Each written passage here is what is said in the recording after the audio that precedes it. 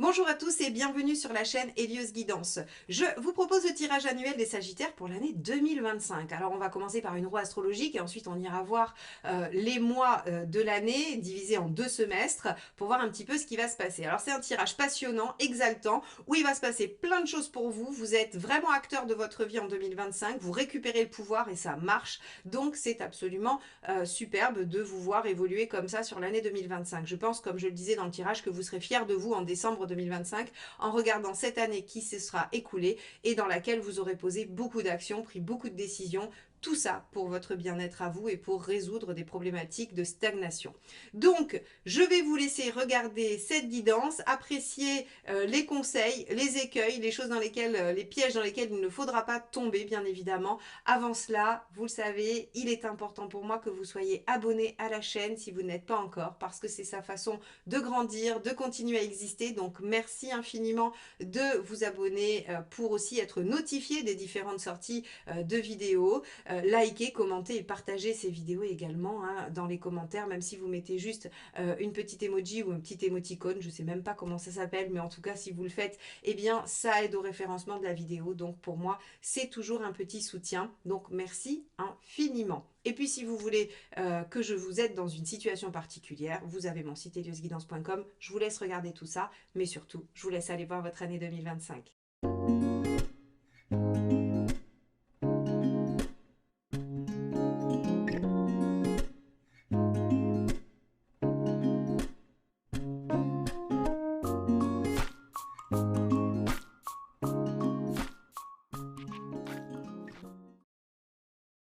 Les Sagittaires, nous voilà donc avec votre roue astrologique et on va aller explorer ensemble les enjeux de cette année 2025 dans les différents domaines de vie avant d'aller plus précisément dans chacun des mois.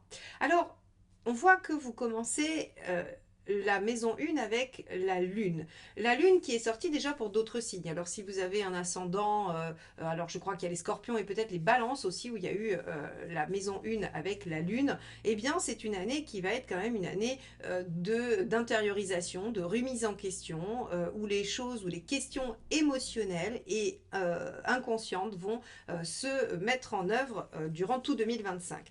Alors, effectivement, quand on regarde votre roue, on voit que beaucoup de choses qui ne vont pas se passer comme vous le souhaitez vont en fait provoquer, au lieu de peut-être provoquer du désarroi et de l'inertie ou peut-être une stupéfaction, vont provoquer chez vous l'envie de réagir et de changer les choses.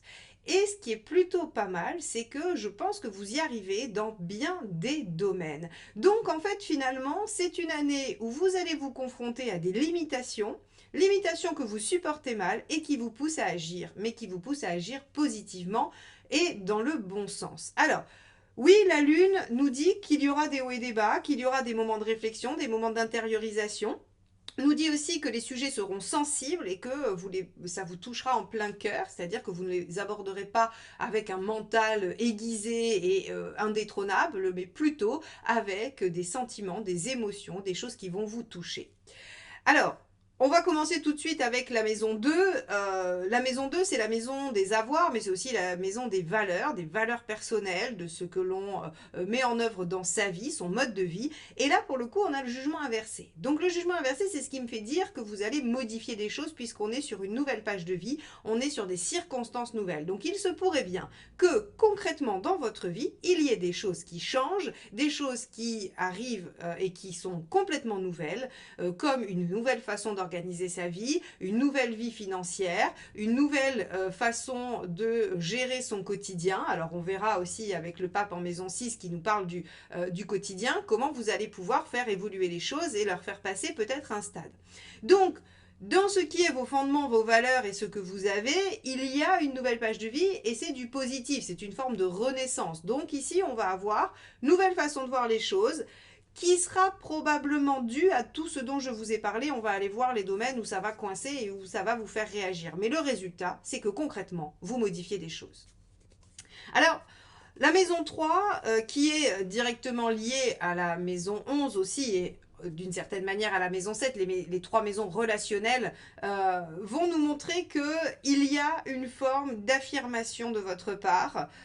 Vous arrêtez de vous soumettre, vous arrêtez de vouloir arranger tout le monde, vous arrêtez d'être frustré dans certaines relations et vous allez a priori vous libérer de bien des choses, les Sagittaires.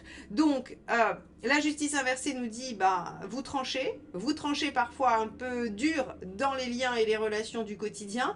Alors la maison 3, c'est les frères et les sœurs, d'accord, mais c'est aussi les collègues de travail, les voisins. Vous pourriez avoir des difficultés avec vos voisins. Si, par exemple, certains d'entre vous ont des problématiques de voisinage, ça pourrait aller devant la justice. Hein. On pourrait prendre la décision d'aller rétablir une injustice par rapport à du voisinage, par rapport à de la famille, frères, sœurs, dans les héritages, par exemple. Hein.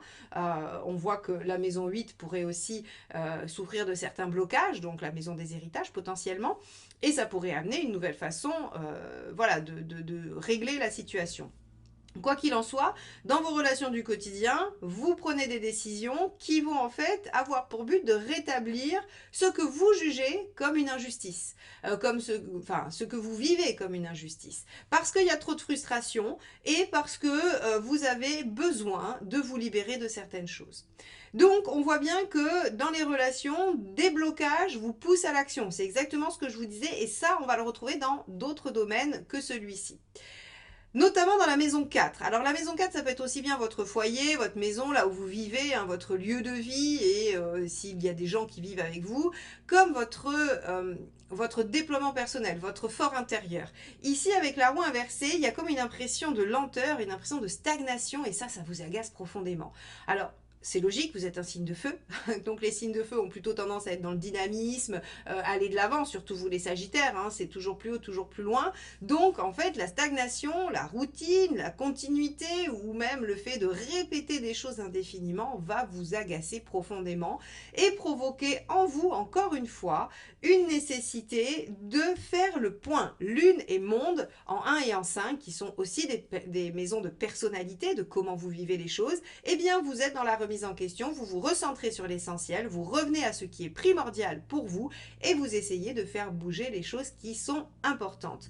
Le monde ici inversé nous dit que vous allez vivre une année surtout centré sur vous et tourné vers votre propre envie. Alors vous n'allez pas être dans une vie sociale très déployée, vous n'allez pas mettre en œuvre beaucoup de choses finalement, mais vous allez essayer de rééquilibrer, réharmoniser, redynamiser les fondements, les principes de base de votre vie et ce qui est primordial et indispensable. Vous n'allez pas être dans le superflu, dans tout ce qui va être périphérique. Vous allez être vraiment dans l'essentiel. Donc ici, on va avoir entre la maison 4 et la maison 5 l'envie de comprendre pourquoi les choses n'avancent pas et le besoin de redynamiser l'essentiel. La maison 6, on a le pape, hein, ici. Le pape nous dit que dans le quotidien, les choses devraient évoluer favorablement. C'est-à-dire que si on a des attentes par rapport à une organisation quotidienne, personnelle, au niveau du travail, alors ça, je vais le mettre en lien avec l'arcane 13 dans la maison 10. Hein, il y a des changements quand même assez importants dans votre vie professionnelle. Mais ils sont plutôt positifs puisque dans la maison 6, on a du pape. Donc ça veut dire qu'on a des changements qui font évoluer. Et comme je vous l'ai dit, la tonalité de votre roue, c'est que vous vous mettez en action pour faire bouger les choses qui ne vont pas dans votre vie et pour les faire aller vers quelque chose qui vous convient. C'est exactement ce que nous dit ce pape. Je grandis, j'évolue, j'avance, j'améliore ma situation puisque c'est une lame de progression, et je fais les changements nécessaires dans ma vie professionnelle et dans ma vie personnelle. Donc ça va remuer pour vous les Sagittaires cette année 2025. Si vous espériez qu'elle soit tranquille et passive, c'est raté. Elle va être plutôt dynamique et elle va vous pousser un peu en dehors de vos retranchements et de vos zones de confort. Donc, on a un quotidien qui va s'améliorer. Et de fait, puisque vous décidez de prioriser ce qui est important pour vous. Dans la sphère relationnelle du partenaire, la maison 7, c'est les gens qui comptent vraiment, vraiment pour vous, sans qui vous ne pourriez vivre. Alors, c'est évidemment le partenaire ou la partenaire de vie, mais ça peut être aussi vos animaux de compagnie, ça peut être les gens, votre meilleur ami que vous pouvez mettre en maison 7. Avec le mât, il y a comme une espèce de prise de distance. Alors le mât n'est pas une âme de séparation en soi, d'accord? Donc ça ne veut pas dire que vous vous débarrassez de tout le monde, vous jetez tout le monde à la poubelle et puis hop, on fait peau neuve parce que ça bloque. Pas du tout. Le mât, c'est plutôt je me libère de ce qui m'entrave dans les liens.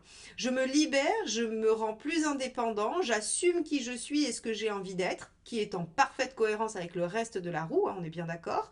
Et vous allez vers quelque chose qui vous permet de vous sentir plus libre dans la relation. Et cette liberté que vous vous accordez dans la relation, elle permet de repartir sur de nouvelles bases.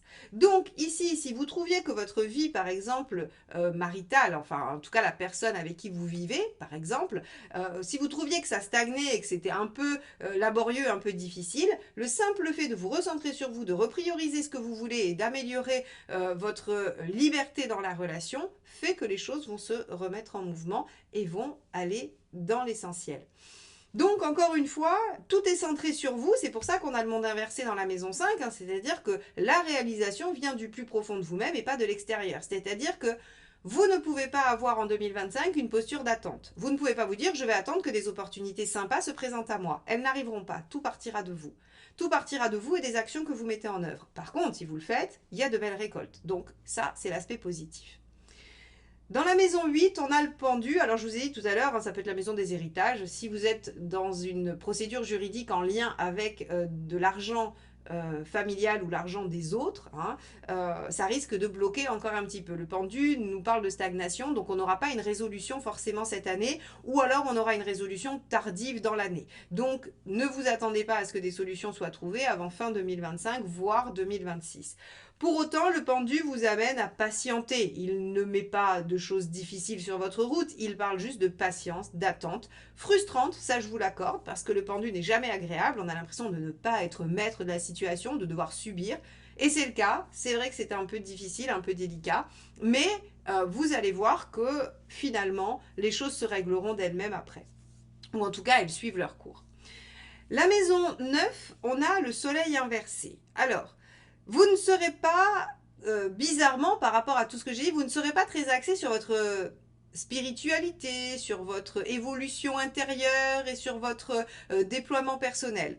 Parce que vous serez dans des actions concrètes de recentrage. Donc en fait, ici, il faut bien vous dire que vous allez agir concrètement pour modifier votre vie et vous n'allez pas tergiverser ou réfléchir à cette nouvelle vie. Vous voyez, autant cette roue, elle nous parle d'action, de réaction par rapport à des situations qui bloquent et vous mettez en œuvre des choses pour que ça change, autant la maison 9 pourrait nous parler d'un moment où vous allez faire une thérapie, où vous réfléchissez, où vous essayez de comprendre mieux la vie ou comment mieux vous fonctionnez. Pas vraiment le domaine, c'est-à-dire que là on est plutôt sur une phase active que sur une phase réflexive. Donc le soleil inversé nous dit bah oui, il y a des choses qu'on va pas encore tout à fait bien voir, des choses qu'on va pas éclaircir sur l'aspect inconscient, sur l'aspect développemental, personnel. C'est pas très grave, j'ai envie de vous dire. L'essentiel, c'est que vous arriviez à remanier votre vie, remanier votre quotidien dans une, j'allais dire, dans une dynamique qui vous convient. On a sur... et du coup, en fait, si vous voulez aussi, la maison 9, c'est pas mal la reconnaissance extérieure et sociale avec la maison 11. Et on voit qu'en fait, c'est pas le sujet. Hein. Le sujet, c'est vous et votre déploiement, c'est vous et comment vous allez gérer votre vie. C'est plutôt ça le sujet, plutôt que est-ce que j'ai une bonne aura, est-ce que j'ai une bonne renommée. Alors, on a donc ce fameux diable dans la maison, ce qui nous dit que bah, on ne va pas atteindre la renommée, la reconnaissance escomptée, ça sera modeste, modéré. Alors si vous avez besoin de développer une activité avec une clientèle, ne soyez pas trop réactif, ne soyez pas trop violent ou violente dans votre communication parce qu'effectivement ça pourrait venir brider les liens, ça pourrait venir brider le fait que vous soyez reconnu à votre juste valeur. Il y a une énergie réactionnelle, pulsionnelle qui vous pousse à l'action, c'est très bien pour vous, pour mettre en place des choses, pour vous pousser à l'action. Par contre, quand c'est dirigé vers l'autre, ça pourrait être un petit peu difficile. En tout cas, l'autre qui n'est pas dans votre quotidien proche, hein, on est bien d'accord que cette maison, elle est quand même un peu protégée. Mais ici, sur la clientèle, les gens qu'on croise tous les jours, attention à la façon de communiquer avec eux parce que vous pourriez en fait vous mettre en difficulté et freiner un peu l'aura que vous avez. Mais, encore une fois, rien de très dramatique dans cette situation. Alors, quel est votre challenge? Quelle est votre maison 12? Eh bien, la maison 12 va vous demander ici d'utiliser votre expérience, d'utiliser ce que vous avez compris finalement, ce que vous venez de comprendre. Donc, je vais revenir sur notre maison 9 pour agir dans le monde. Donc vous voyez bien que ici on vous dit c'est pas le moment d'aller réfléchir dans votre grotte et de faire l'ermite, c'est pas vraiment une recherche intérieure et personnelle, c'est plutôt une mise en action qui vous pousse à changer les choses parce que vous avez déjà fait cette phase de réflexion. A priori, durant 2024, vous avez déjà pensé à des choses, vous avez déjà compris certaines choses et maintenant on vous demande d'appliquer les leçons que vous avez apprises pendant 2024. Voilà un petit peu ce que nous dit cette roue astrologique pour vous les Sagittaires. Donc pour moi, vraiment c'est une année avec un gros potentiel de remise à plat des choses qui sont vraiment essentielles pour vous. On arrête de se disperser si on se dispersait avant. On se remet en action si on était dans la procrastination. Il y a des choses dans le mode de vie qui bougent, qui permettent de redémarrer une nouvelle page de vie. On remanie ses relations avec les gens importants. Il y a un petit risque que ça déborde avec les relations plus distantes, mais maintenant que vous êtes prévenu, normalement, ça devrait bien se passer. Il y a des changements fondamentaux dans votre vie professionnelle, vous remaniez des choses. Hein, cette maison 10 avec l'arcane 13 qu'elle nous évoque, c'est que soit vous changez de travail, soit vous changez de façon de travailler, soit vous changez, vous avez une mutation. Il y a de toute façon un changement qui s'opère pour le mieux. Le pape, pour le mieux, c'est une évolution dans votre carrière. Donc, finalement, une année qui devrait porter un résultat positif, le bilan devrait être positif et vous devriez être satisfait de vous-même à la fin de l'année 2025. Alors on va aller regarder ce qui se passe un petit peu mois par mois. Allons-y donc pour cette analyse des 6 premiers mois de votre année. Alors on démarre avec l'arcane 6 et les amoureux qui va dominer ce premier semestre. C'est l'heure des choix, c'est l'heure des priorisations, c'est l'heure des engagements dans une direction bien précise qui est celle de votre bien-être. Donc vous voyez bien qu'on retrouve cet enjeu principal de la roue astrologique qui est d'améliorer votre vie, de faire des choix qui sont bons pour vous et qui vous amènent à vous sentir mieux quel que soit finalement le domaine. Hein. Ça sera différent bien évidemment pour chacun d'entre vous. Alors on va regarder tout de suite ce que nous dit le mois de janvier. Alors ici on a la grande prêtresse, donc l'équivalent de l'arcane 2, la papesse, et qui parle de réflexion, qui parle d'intuition, de ressenti. On essaye de se centrer sur ce que l'on sent, sur ce que l'on oui, sur ce que l'on comprend aussi, hein, pas mal. Et regardez, on essaye de savoir ce que l'on veut changer. Donc vous allez commencer l'année 2025 sur les chapeaux de roue, mes chers Sagittaires. Vous allez tout de suite comprendre qu'il va falloir changer quelque chose, que vous ne pouvez pas continuer comme ça. Ça ressemble un peu à des bonnes résolutions où en janvier vous vous dites ça suffit, tout ce qui bloque, je le remets en mouvement ou en tout cas je change. Et sur ce mois de janvier, vous allez probablement essayer de comprendre, réfléchir, voir un petit peu tout ce que vous pouvez. Et évidemment, regardez, on a du 7 de coupe. Donc 7 de coupe, j'étudie les différentes options, les différents choix qui s'offrent à moi et j'essaye de comprendre ce que je dois changer et ce que je veux changer. C'est vraiment assez intéressant de voir que vous commencez l'année dans la dynamique précise et les énergies précises de cette roue astrologique. Alors voyons comment vous avancez durant le mois de février avec ça. Cavalier d'épée. Après avoir réfléchi à tout ce qui posait problème et ce que vous vouliez changer, eh bien vous décidez de vous mettre en action. Vous ne tardez pas. Dès le mois de février, cavalier d'épée, vous vous mettez en quête de régler, solutionner tout ce qui vous pose problème dans votre vie, dans cette vie. Alors, avec un cavalier d'épée, on a peut-être des choses qui vont être plutôt pratico-pratiques et peu relationnelles. On ira voir, hein, on aura peut-être des mois qui seront plus axés sur les relations, hein, on a vu qu'il y aurait des soucis dans les relations. Là, j'aurais plutôt tendance à dire que dès janvier, vous vous dites qu'il faut changer quelque chose, soit sur votre mode de vie, soit sur le professionnel, puisque l'épée va nous parler quand même davantage de sphère intellectuelle que de sphère émotionnelle. Donc on est dès le début de l'année dans des préoccupations assez pratico-pratiques, avec un mât qui nous dit qu'on a envie d'un nouveau départ. Vous voyez, alors le mât, on l'avait dans la maison 7. Donc, on voit qu'il y a aussi peut-être, ça peut concerner des associés, des collègues importants pour vous. Hein. Ça pourrait concerner ça. En tout cas, il y a envie de résoudre des problématiques et des problématiques factuelles et concrètes. Voyons, ouais, 4 de denier. On remet quand même en question des choses concrètes et factuelles. Je reste là-dessus, même si j'ai le mât qui peut évoquer la maison 7, je pense que vous avez envie de vous offrir un nouveau départ, donc de faire des changements au niveau professionnel. Rappelez-vous cette fameuse maison 13, maison 10 avec l'arcane 13, pardon, je vous ai fait un condensé des deux. Donc, on a vraiment l'envie d'aller changer cet aspect professionnel, socio-professionnel, vie extérieure pour ceux qui n'ont pas d'activité professionnelle. En tout cas, c'est ce que vous faites en dehors de chez vous. Et là, on voit qu'en fait, on a envie de remettre en question ce qui ne convient pas pour se mettre en action, agir pour aller vers un nouveau départ, une nouvelle aspiration. Mois de mars, 3 de bâton. Et oui, on se projette dans l'avenir. Qu'est-ce qu'on veut, hein? Le 3 de bâton, c'est à quoi je veux que ma vie ressemble dans 6 mois, 1 an, 20 ans. Ça, c'est vous qui décidez de l'échéance. Mais en tout cas, c'est cette notion de se projeter dans l'avenir et d'essayer de comprendre ou de voir ce que l'on veut dans sa vie, ce que l'on veut voir advenir. Donc ici, au mois de mars, vous avez entrepris, j'allais dire, des changements qui vont peut-être pas donner le résultat tout de suite escompté et vous allez essayer de le replacer dans un objectif plus lointain. En gros, ici, on a l'impression qu'en janvier, vous dites ça va pas, il faut que je le change. Vous le changez, mais vous dites, mais en fait, dans quel objectif je le change?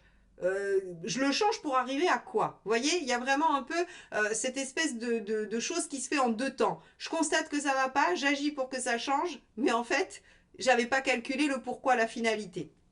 Donc, effectivement, on est ici sur le fait de se projeter dans quelque chose qui va aussi peut-être prendre du temps avec le 6 de bâton, pardon. Quelque chose qui va peut-être prendre du temps, mais qui va en tout cas vous montrer une première victoire en mars. Donc, on commence vraiment sur les chapeaux de roue. Regardez, 4 de bâton, vous célébrez les bases de quelque chose de nouveau. Hein. Le 4 de bâton, c'est je célèbre ce que j'ai réussi à démarrer, à commencer. C'est vraiment les bases de quelque chose qui va permettre de grandir et d'évoluer. Donc, si on résume ce premier trimestre de l'année 2025, mes chers Sagittaires, vous allez faire le point, vous rendre compte qu'il y a des choses qui ne fonctionnent pas, vous mettre en action pour les changer, davantage sur le plan j'allais dire extérieur, social, que sur le plan émotionnel. Dans un premier temps, on va aller voir le reste de l'année. Vous vous projetez et vous vous rendez compte que vous êtes en train de poser quelque chose qui vous plaît bien, qui ressemble un peu à ce que vous voulez voir advenir dans votre vie. Et ça, c'est chouette. Donc, vous célébrez ces premières victoires, ces premiers pas faits et voilà, ces premiers résultats. Alors, on va aller voir sur le mois d'avril. Alors, en avril, on a l'as de bâton. Très bien, comme vous avez fait des changements, il y a quelque chose de nouveau qui peut démarrer. Cette nouvelle activité professionnelle ou alors cette nouvelle activité tout court, hein, l'as de bâton, c'est ce nouveau potentiel, ce nouvel enthousiasme, cette nouvelle envie. Donc on a quelque chose qui démarre sur le mois d'avril. Regardez qui vient faire suite à une clôture de page, 10 de bâton, j'arrive au bout, j'ai fait des efforts, je peux je peux enfin me reposer hein, et démarrer quelque chose de nouveau. Donc c'est très très bien parce que on a effectivement, j'allais dire, la récompense de vos efforts. C'est-à-dire que ce qui démarre est le fruit de ce que vous avez fait. Et comme je vous l'ai dit, rappelez-vous, vous ne pouvez pas espérer d'obtenir des opportunités extérieures, c'est de vous que tout partira. Et s'il y a une opportunité extérieure, si vous n'y mettez pas du vôtre, si vous n'agissez pas à l'intérieur de cette opportunité, elle ne donnera rien. Là, on vous dit récompense de vos efforts, quelque chose de nouveau qui démarre. Avec quoi? Reine d'épée. Reine d'épée, c'est le fait de prendre des décisions. Ah tiens, on avait ici l'arcane 6 hein, qui nous disait bien qu'il y avait des décisions à prendre et qu'il fallait se mettre dans une certaine dynamique. Alors, on va voir. Pour moi, vous avez déjà commencé à décider de changer des choses sur la première partie, vous êtes mis en action. Il y a d'autres choix qui arrivent du fait que les choses démarrent hein, sur le mois d'avril. Mai. Mais on a la roue de fortune. Tiens donc, les choses évoluent, les choses se remettent en mouvement. Pourquoi? Parce que vous avez mis des choses en place, parce que vous êtes dans la dynamique d'action. Encore une fois, les Sagittaires, on retombe sur nos pattes avec cette roue qui nous dit que vous voulez mettre des choses en mouvement parce que vous en avez marre que ça stagne, très clairement. Roi de denier, vous prenez confiance en vos capacités, vous vous rendez compte que vous arrivez à concrétiser ce que vous souhaitez et que vous avez un peu le vent en poupe. Donc sur le mois de mai, ça devrait évoluer favorablement et évidemment, vous célébrez ça. C'est un mois plutôt positif de récolte. Donc le mois de mai sera un mois qu'il faudra saisir pour profiter, pour être heureux, pour être joyeux, parce que les autres mois seront peut-être des mois de remise en question, d'efforts, de mise en action. Donc ça vous demandera prendra de l'énergie. Là, sur le mois de mai, on est sur quelque chose qui, voilà, on se dit chouette, ça démarre, il y a des bonnes choses, il y a des belles choses, on en profite, on est heureux. Donc, un mois de mai assez agréable. J'espère qu'il fera beau et que vous pourrez en profiter grandement et que l'énergie du soleil viendra en plus vous faire rayonner davantage. Voyons ce qui se passe sur le mois de juin.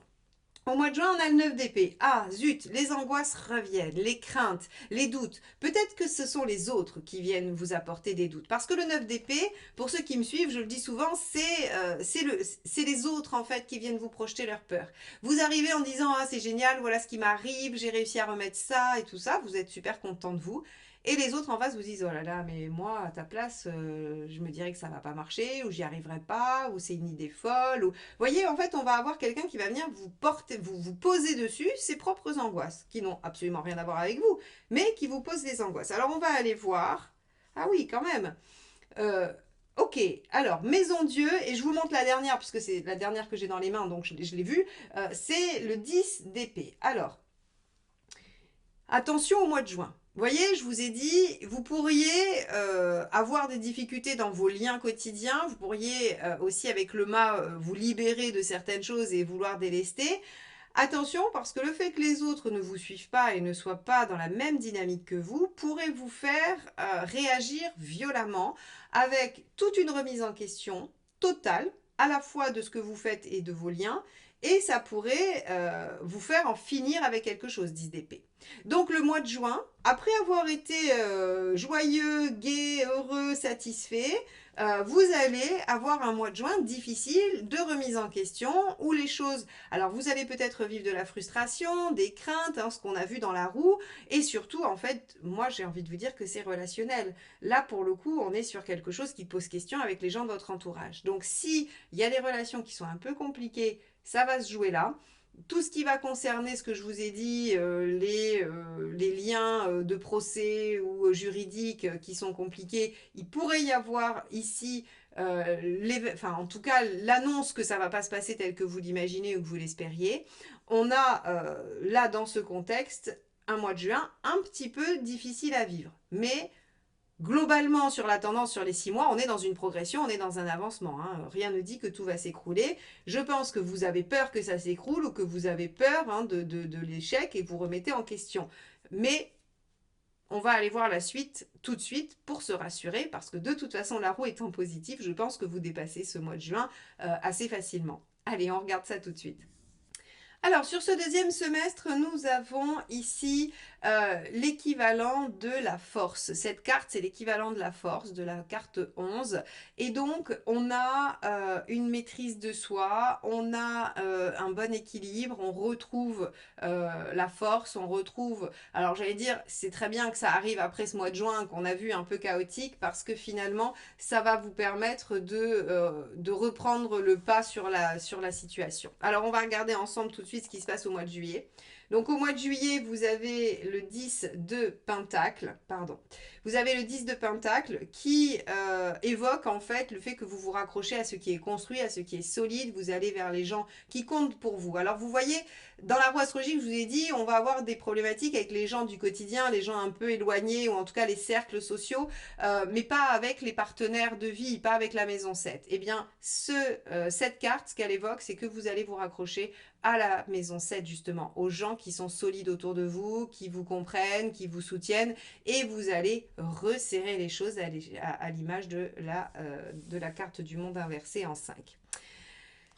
Page d'épée, vous allez essayer de comprendre, vous allez vous recentrer, vous allez vous raccrocher à ce qui est important et ce qui est stable, et vous allez essayer de comprendre un petit peu les choses pour vous dans votre vie. Ok, très bien.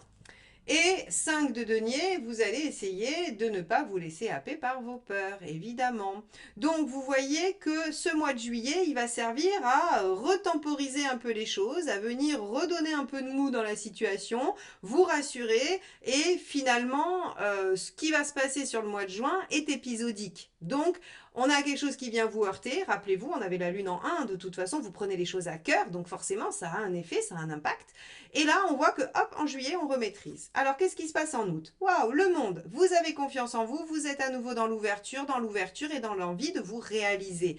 Parfait. Regardez, waouh, on a un magnifique mois d'août, hein. Alors là, j'avoue que, parce que j'ai vu la carte d'après, mais je vous garde le suspense, c'est vraiment un magnifique mois d'août parce que vous êtes dans l'envie de vous épanouir, vous reconsidérez les choses, vous reprenez là où vous en étiez, vous ne vous laissez plus déstabiliser. C'est quand même deux arcades majeures, donc on est dans une posture assez puissante. Et on a par-dessus un cavalier de bâton qui nous dit...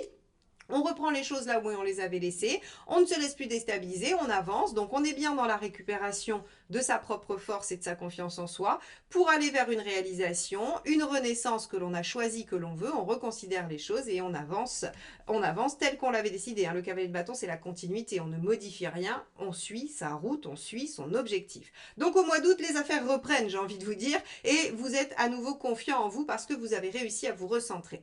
Mois de septembre, As de coupe. Du coup, vous êtes dans une forme d'autonomie affective. Qu'est-ce que je vous ai dit tout à l'heure avec ce mât en maison 7, que le fait de vous autonomiser, de vous rendre plus indépendant dans la sphère affective va vous permettre de vous suivre davantage, d'être davantage vous-même. Et ici, en fait, cet As de coupe, dans un premier temps, il signifie ça. Alors, ceux qui veulent rencontrer quelqu'un et qui sont célibataires, eh bien, c'est parfait, c'est le moment. En septembre, vous aurez une rencontre. Ceux qui sont déjà dans une situation vont pouvoir redémarrer les choses sous un autre angle, vont pouvoir espérer du renouveau et un retour de quelque chose qui pourrait être prometteur, puisque là c'est toujours prometteur.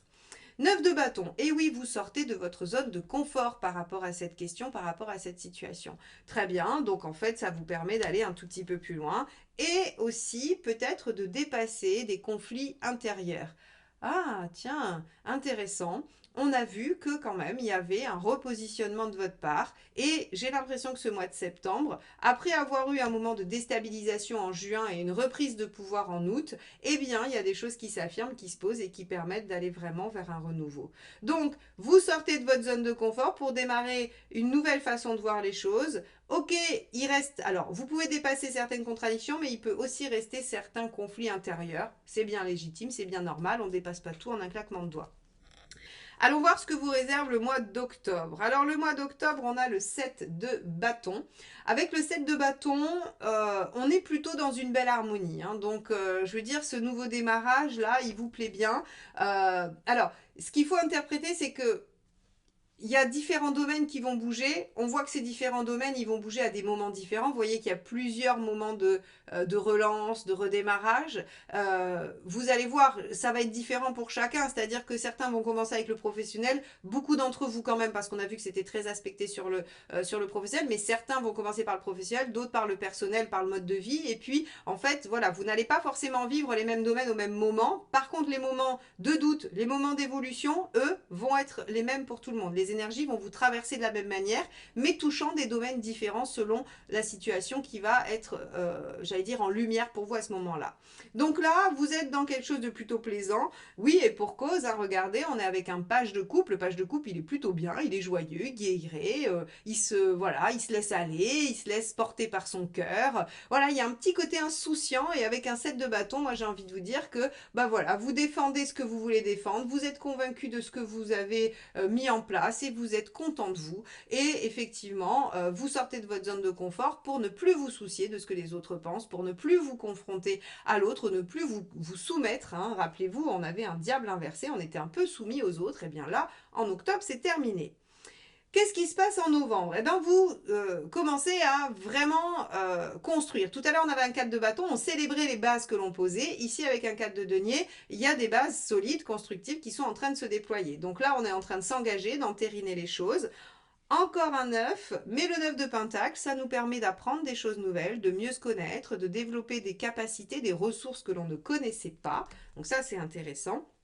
Parce qu'en fait, avec le 3 d'épée, on est vraiment lucide. Alors, il y a quelqu'un qui m'a dit dans un commentaire que je racontais n'importe quoi parce que le 3 d'épée, c'était la lucidité et que plein d'autres personnes disaient que c'était la souffrance, la douleur. Alors, Je vais m'expliquer parce que oui, en fait, c'est jamais facile d'être face à la réalité et d'être lucide. C'est-à-dire que quand on s'est menti ou quand on n'a pas voulu voir quelque chose pendant longtemps, d'être face à cette réalité et de devenir lucide, de voir les tenants et les aboutissants et d'être au cœur du problème, ça peut être douloureux.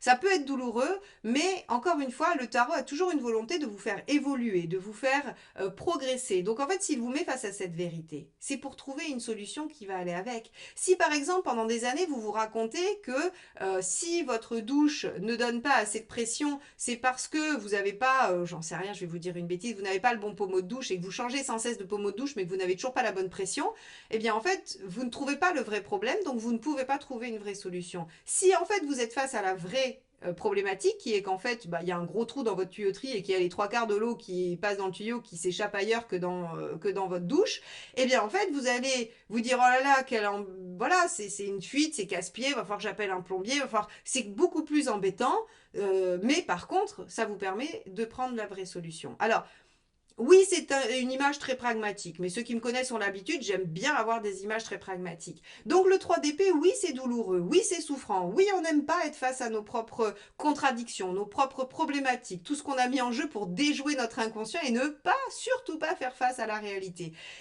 Mais c'est quand même une carte de lucidité, c'est-à-dire que oui, vous êtes face aux choses. La chance que ça vous apporte, et moi je choisis toujours de prendre les cartes dans l'aspect positif et dans ce qu'elles peuvent nous apporter, puisque ça ne sert à rien de se lamenter, ça ne donne pas de solution, c'est de se dire ok, eh bien en fait je peux poser des bases et apprendre de nouvelles choses parce que j'ai enfin compris ce qui clochait, parce que je suis lucide sur la situation. Voilà. Parenthèse fermée pour notre 3 d'épée. Bon, la personne qui m'a fait ce commentaire n'est pas sagittaire, je crois, donc elle n'entendra pas cette explication, mais c'est pas grave, vous l'aurez. Allez, en décembre, qu'est-ce qui se passe? Eh bien, on a un roi de bâton. Waouh! Affirmation, confiance en soi, réussite, aboutissement. Donc, mes chers Sagittaires, vous avez vraiment une fin d'année où, regardez ça, vous déployez le potentiel et vous récoltez les fruits de vos efforts avec le 7 de Pentacle. Vous avez finalement réussi à vous imposer par rapport à votre entourage aussi. Et le 8 de bâton, vous êtes en train de vivre une transformation. Donc, cette transformation que vous opérez en 2025, elle n'est pas terminée. Elle va se continuer probablement sur 2026, mais vous avez posé des bases d'un renouveau, d'un nouveau mode de vie, d'une nouvelle façon de fonctionner pour le mieux, qui vous aide à vous sentir mieux, à démarrer des choses qui sont peut-être encore un peu fragiles, mais qui en tout cas ont de bonnes bases posées en 2025. Donc voilà pour vous cette année riche en événements, riche en actions, qui devrait vraiment vous permettre de faire un bilan en décembre 2025 et de vous dire waouh, j'ai quand même bien travaillé cette année, je suis fière de moi et c'est tout ce que je vous souhaite bien évidemment. Merci de m'avoir écouté jusque-là, je vous souhaite une excellente année 2025 et je vous dis à très vite pour de nouvelles guidances. Bye bye.